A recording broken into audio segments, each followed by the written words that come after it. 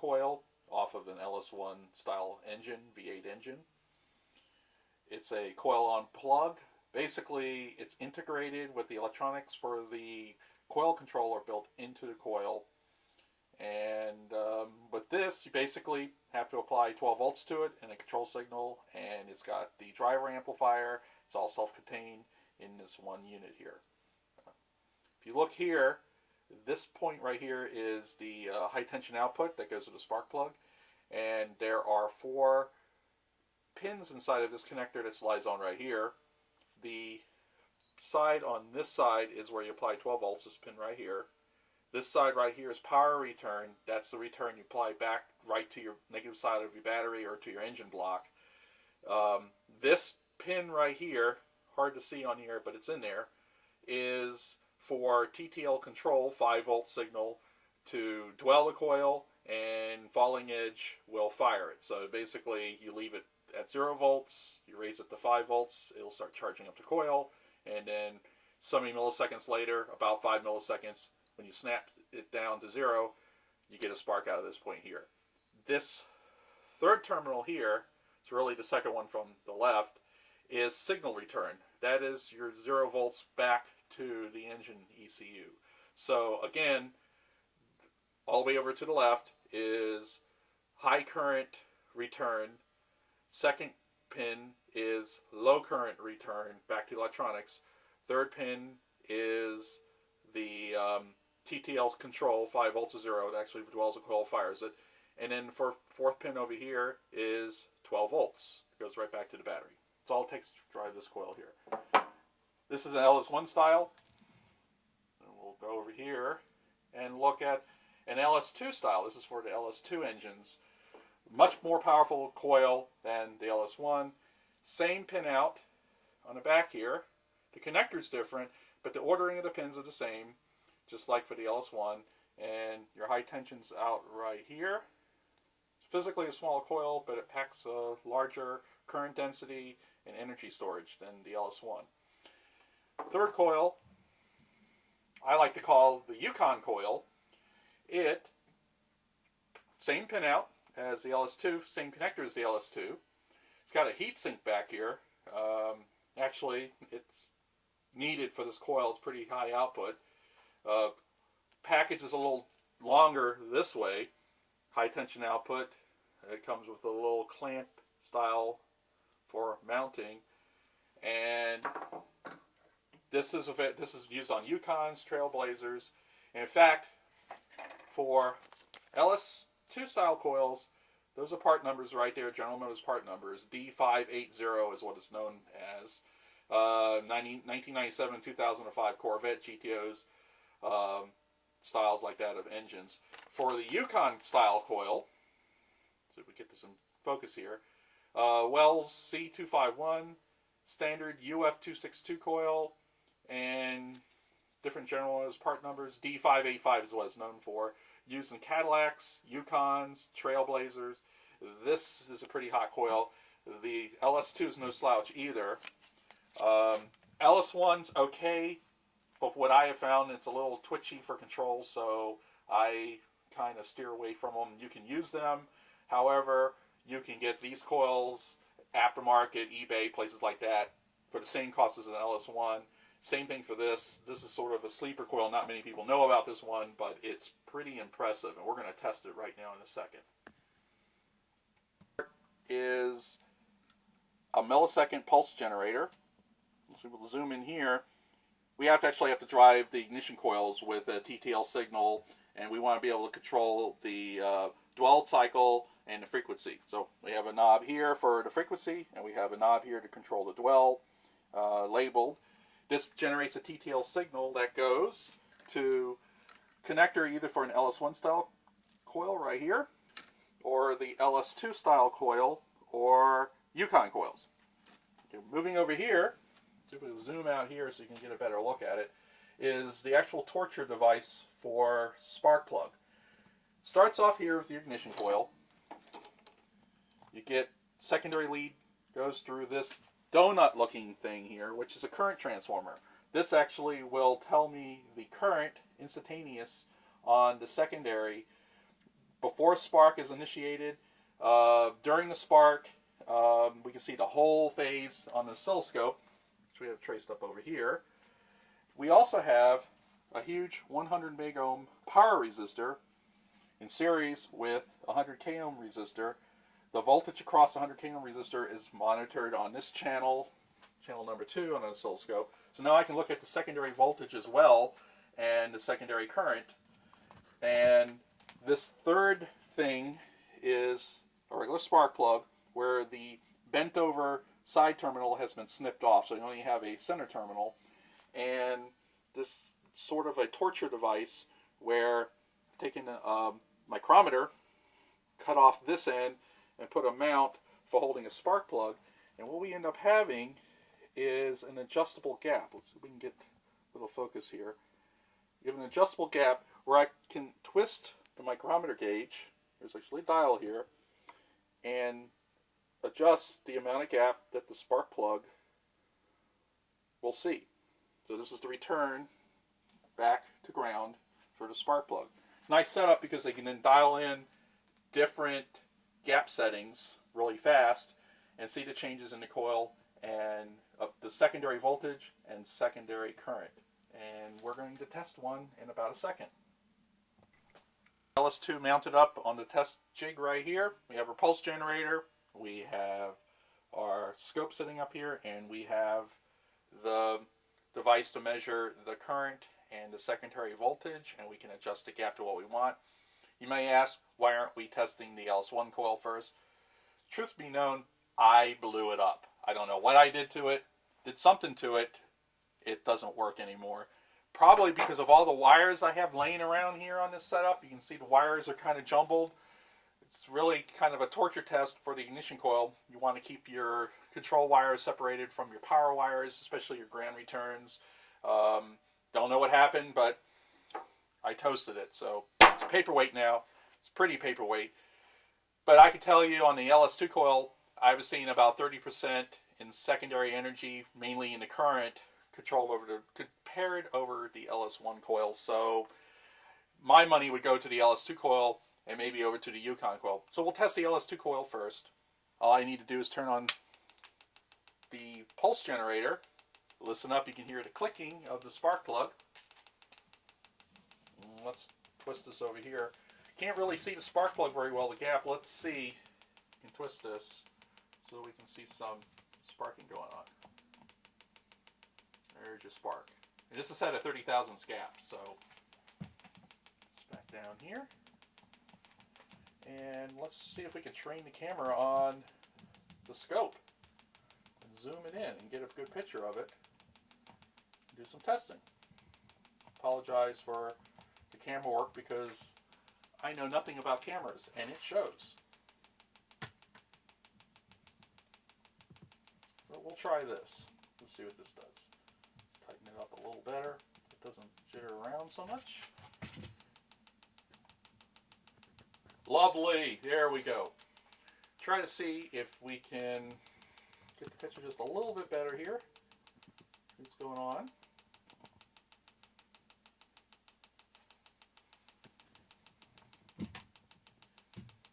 And we'll try that setting. Beautiful. Here we go. The yellow trace is the current on the secondary winding. It's actually induced in that donut current transformer. And the cyan blue line bouncing around on the bottom is the secondary voltage. And right now we have it set at 5 milliamps for the TTL signal going into the coil. Let's reduce it. By reducing it, you will see it doesn't click as loud. We're not dwelling as coil as long. We're doing about 3 milliseconds now. Notice how the yellow line, the width of it across and the height of it has reduced. You see a little bit of change on the blue line. The blue line really is driven so much by the gap set in the spark plug. What happens is when the coil fires, the secondary voltage has to build up to a point where the gap will fire. When that happens, you get a pulse, you get secondary current flow, and you get the voltage decrease back up towards zero there. So crank the dwell down even slower.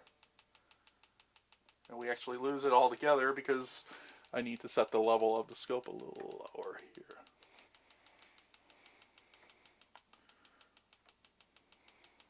Okay. Crank it down some more. Of course it goes down. Barely can hear it. Crank it back up. Of course it better go back up. We're about at 5 milliseconds of dwell. This noise that you're seeing on the scope is my wires hanging everywhere. Not a great setup. It's enough to show you what's going on now.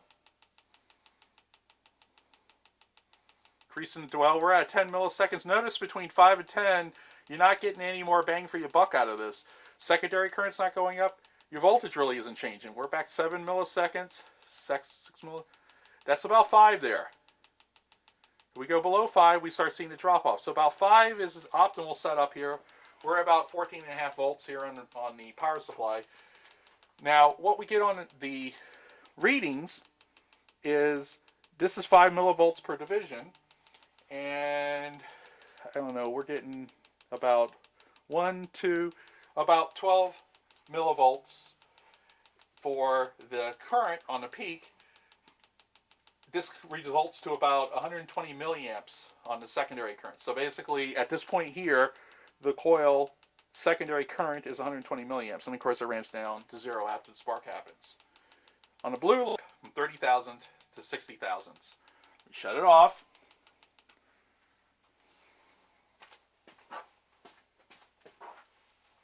Let's adjust the gap.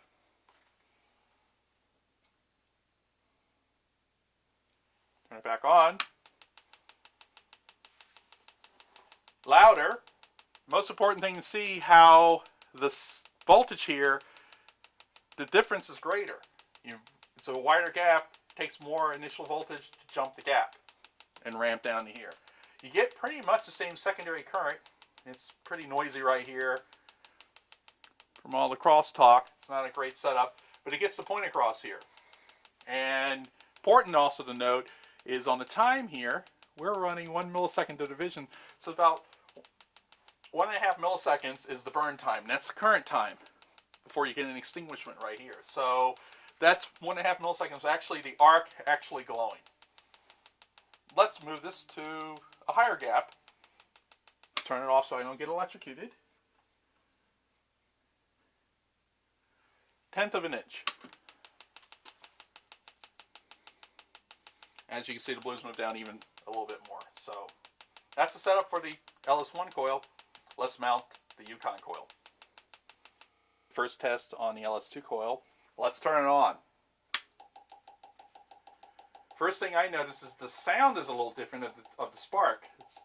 I don't know why. It may be because it's a little bit more energy. I'm not sure, but it's louder, a little bit louder. Listen to the spark go. And if you look over here, secondary current, let me get the dwell cranked up here.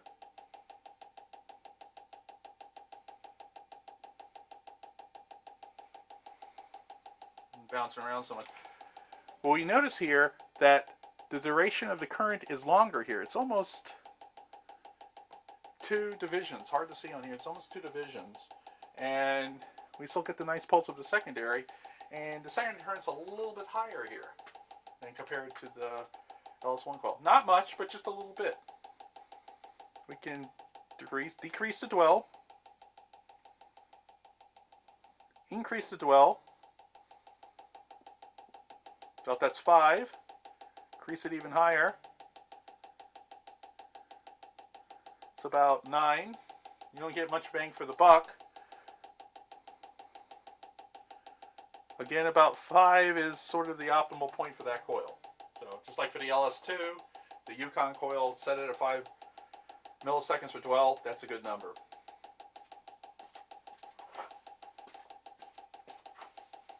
Let's play with a couple different gap settings.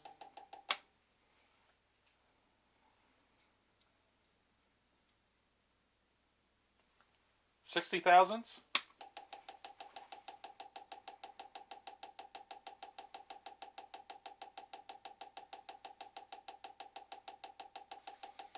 Let's go up in gap size to 1/10 of an inch.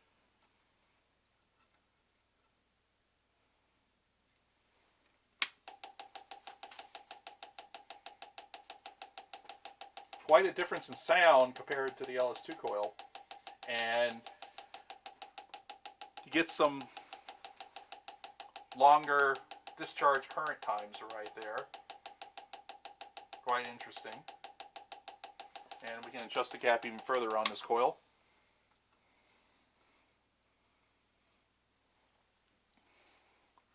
$130 thousandths.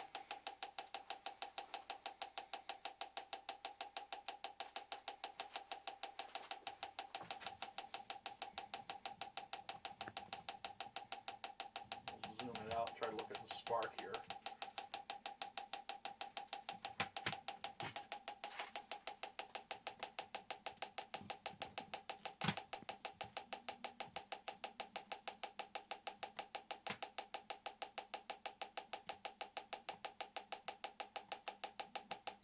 There we go. We're really lighting up the spark plug here. Okay, last test we're going to do, is just for fun, is we're going to crank up the RPM to see how this coil reacts to that. 5 milliseconds dwell.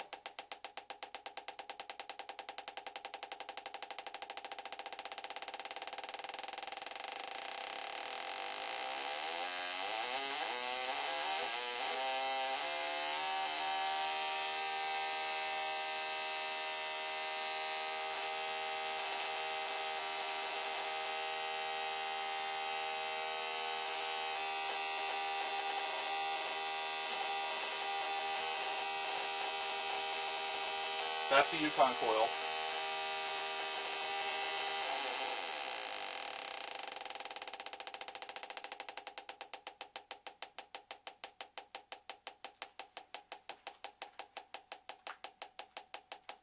That was fun. Alright, let's zoom in on the spark plug here. We have the LS2 coil hooked up, and let's do a high RPM test on it. Make it faster.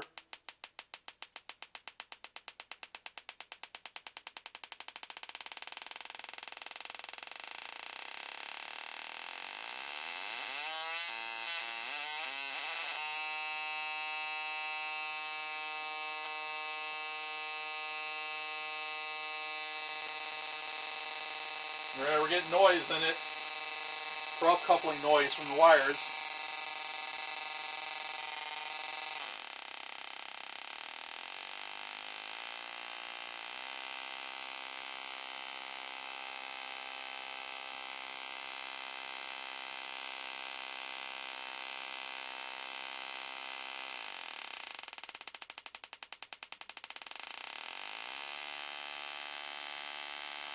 This speed, let's decrease the dwell.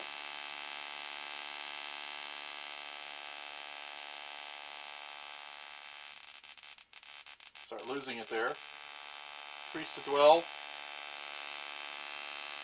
We're at about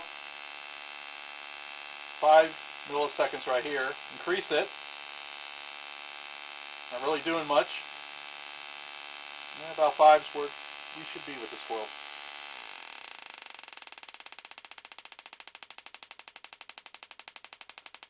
Smell the ozone.